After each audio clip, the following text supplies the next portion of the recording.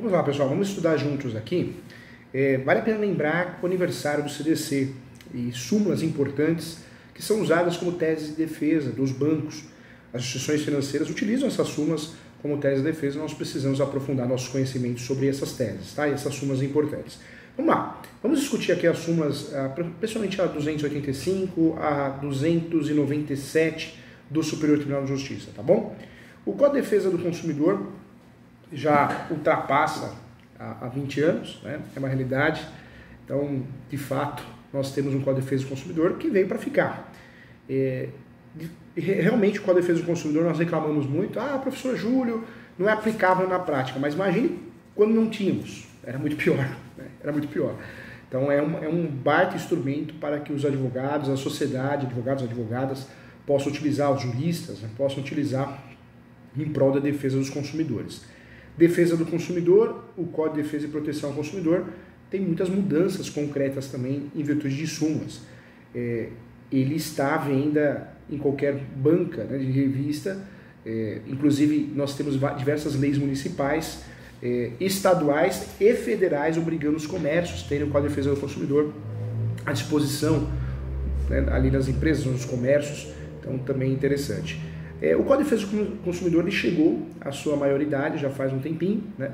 Completou já 18 anos já faz tempo, já agora mais de 23 anos. De fato, é o código muito conhecido, muito falado na mídia, mas nós precisamos estudar algumas súmulas importantes. O Supremo e o Superior Tribunal de Justiça, o STJ, desde o começo do CDC, em respeito a isso, a realidade do Brasil hoje é outra, né? Nós estamos falando de um código que é de 1990, o Código de Defesa do Consumidor, o CDC.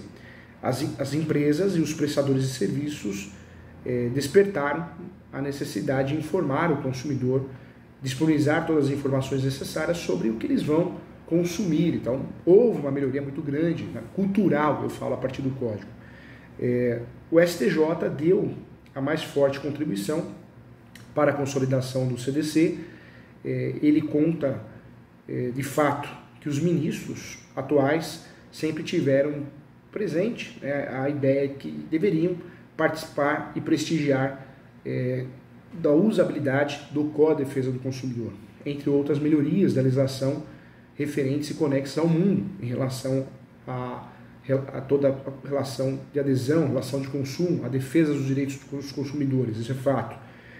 O resultado foi concreto, mudanças no comportamento dos produtos, das empresas que vendem os produtos, sobretudo da consciência do consumidor. Então, é um avanço, de 1990 para cá, foi um avanço, não temos o que falar. Dá para melhorar muito? Dá, mas foi um avanço muito grande.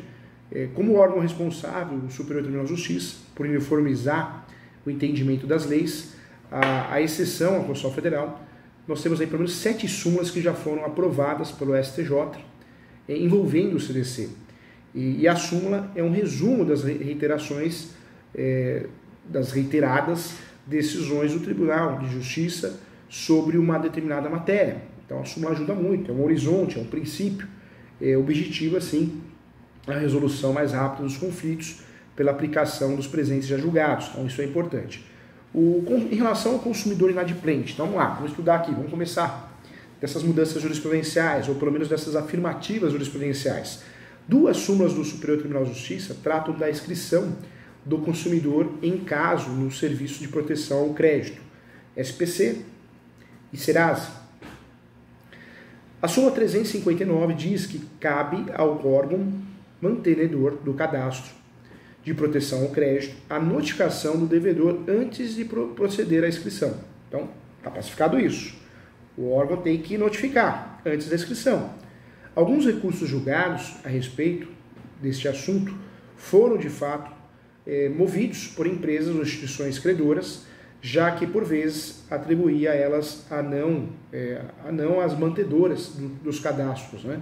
E a responsabilidade pela notificação do consumidor. Então, já está pacificado isso, por quanto tempo o nome do consumidor também fica sujo. Vamos usar esse termo, sujo, cadastrado, cadastro negativo, no cadastro inadimplentes.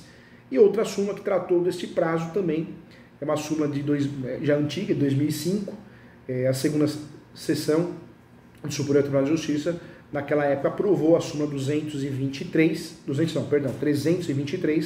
a súmula 323, dizendo que a inscrição de inadimplente pode ser mantida nos serviços de proteção ao crédito por no máximo 5 anos. Então essa súmula trouxe a afirmativa do que está no código, prazo prescricional. Relação de consumo, eu tenho 5 anos para processar o banco tem 5 anos para me processar. Relação de consumo, de um lado o fornecedor de produtos e serviços, e do outro lado o consumidor. Então a súmula 323 do STJ definiu muito bem 5 anos esse prazo, então também é importante.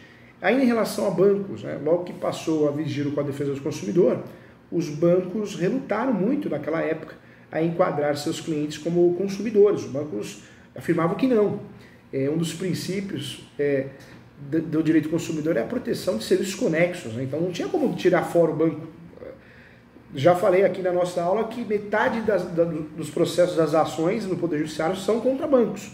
Então não poderia ficar fora, mas tivemos que ter um empurrão do STJ para resolver essa questão, para realmente deixar claro que o banco é fornecedor de produtos e serviços sim. Então um dos primeiros casos foi o julgado no STJ em 1995 pela 4ª turma, e envolveu o Banco do Brasil na época.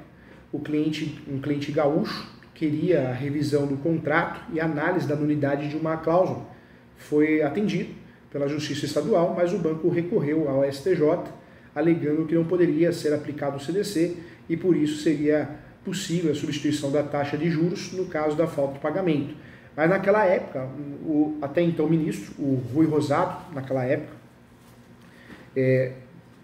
atualmente aposentado, afirmou que o banco está submetido a disposições do CDC e não por ser fornecedor de um produto, mas porque presta um serviço chamado consumido pelo cliente. Então ficou bem claro, ficou bem conhecido esse julgado, que o consumidor final desses serviços é considerado consumidor. Então entendeu também que os direitos do cliente devem ser igualmente protegidos como os de qualquer outro, especialmente porque nas relações bancárias há a difusa utilização de contratos de massa, onde existe, de fato, com as mais evidências, surge a desigualdade de fortes vulnerabilidade, né, do usuário. Então, esse ficou um RESP conhecido até hoje, nós usamos, porque é um RESP que realmente separou a água do vinho, acabou com a bagunça, né? Então o RESP 57.974, RESP, anote aí, 57.954, RESP quer dizer recurso especial, então recurso especial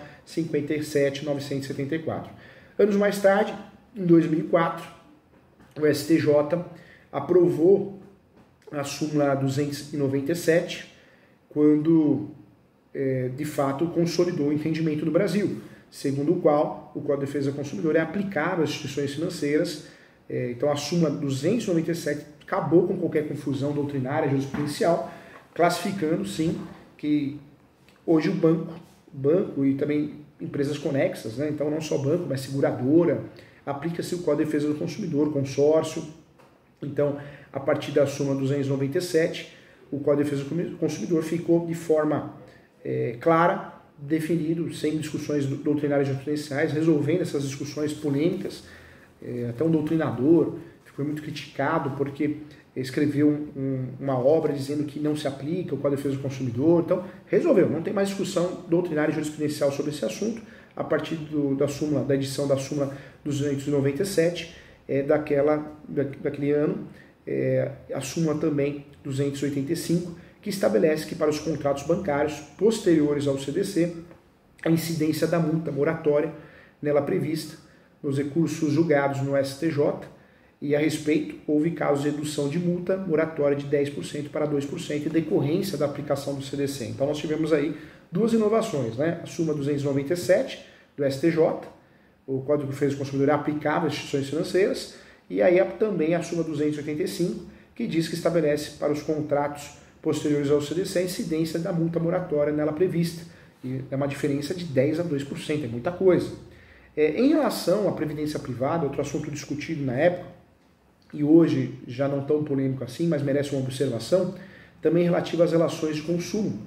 A súmula 321.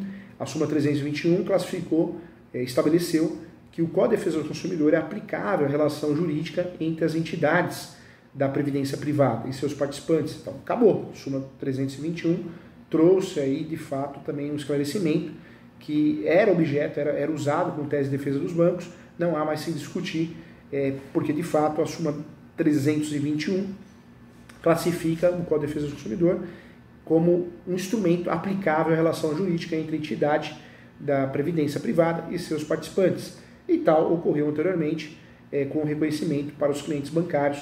Os participantes de planos de previdência privada devem sim ser considerados consumidores, porque são pessoas que adquirem a prestação de serviço como destinatário final, novamente trazendo o conceito de destinatário final de novo. Outra situação também, os serviços de saúde, né?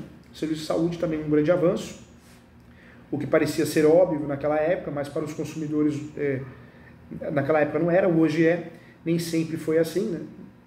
A partir do ano 2000, chegou o STJ, um recurso de uma associação, a seguradora Golden Cross, não sei se você lembra, Golden Cross, com uma filha ainda bebê internada na UTI, o caso era mais ou menos esse, uma filha internada na UTI de um hospital. Ele precisou recorrer à justiça, o pai, para que não cessasse o tratamento. Havia uma cláusula no contrato que limitava as despesas.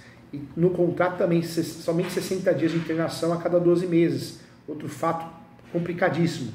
E aí, em primeira instância, o associado, né, conseguiu uma liminar, mas o Tribunal de Justiça do Estado de São Paulo atendeu o recurso da Golden Cross e no Superior Tribunal de Justiça ficou reconhecida a abusividade da cláusula através do RESP, anote aí, importante, hein? RESP 25.10.24. 25.10.24, esse é o RESP, esse é o recurso especial, então ficou muito conhecido esse caso também. Após as decisões retiradas, com o mesmo teor, foi aprovada a súmula 302.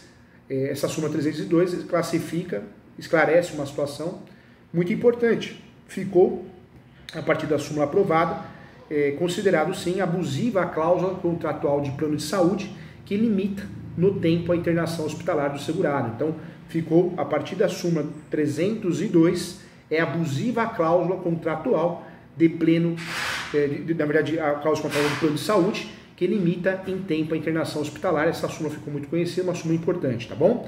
Em relação ainda ao financiamento também, querer um bem e muitas vezes não ter o recurso para adquiri-lo, a solução para muitos consumidores é o financiamento. E nesses casos o consumidor fica com a posse do bem, a alienação fiduciária, até que permaneça atrelado ao contrato. A alienação fiduciária é assim, não tem jeito, até a quitação das parcelas. Nessas situações, quando há prestações em atraso, a súmula 284 do STJ estabelece que só é permitida a exclusão dos juros de mora, por gara-mora, quando já pagos pelo menos 40% do valor financiado. Então, também outro ponto que foi considerado, outro ponto importante. Diante desses fatos, as instituições financeiras, durante largo período, tentaram sim excluir suas relações de observância do CDC com a defesa do consumidor, alegando que seus clientes, seus consumidores não seriam consumidores, seriam clientes, não eram consumidores. E para resolver as dúvidas suscitadas, o STJ elaborou 2 enunciados de súmula importante resolvendo essa questão. Então, ambos versos sobre a mesma matéria, a incidência de disposições do CDC em relação às instituições bancárias e também exatamente por decorrerem da mesma constatação de seus conteúdos que estão intimamente ligados. O primeira elaborada, 285, nos contratos bancários posteriores ao Código de Defesa do Consumidor, incide a multa moratória nela prevista. A edição ocorreu após o advento da Lei 9.298, que é uma lei de 96, faz tempo já, que alterou o parágrafo 1º do artigo 52 do CDC. Segue a redação do dispositivo original e da atual respectiva. Então está lá no parágrafo 1º, as multas de mora decorrem do adimplemento da obrigação no seu termo, não poderão ser superiores a 10% do valor da prestação, ok? E as multas de mora decorrentes do inadimplemento de obrigações no seu termo não poderão ser superior a 2% do valor da prestação. Então, ficou bem definido isso. Os bancos relutaram em aceitar a incidência de tal multa moratória, ainda mais a sua redução. Todavia, a compreensão do CDC era aplicável às instituições em pauta, sim, né, era aplicável às instituições em pauta, já que era sedimentado na Corte e daí que manda o entendimento que leva à aplicação do dispositivo em comento, a consequente edição da súmula 285, tá? Contudo, as instituições bancárias continuaram a afirmar que o CDC não alcançaria para dirimir a discussão. O STJ acabou resolvendo elaborar a súmula 297 com um raciocínio que, pela interpretação do artigo 3º, parágrafo 2º do CDC, é clara a constatação que as instituições bancárias financeiras estão elencadas no rol de pessoas de direito consideradas fornecedores para aplicação do direito do consumidor, a relação entre pessoas e consumidores, correntistas e mutuários. Então ficou claro isso e ficou bem definido. O desrespeito, né, era a tentativa de fugir de um código que é um código para igualar essa situação de um lado para o outro. Então, claro e importante isso, tá bom? Voltamos na próxima aula. Agradeço a você, muito obrigado, até já.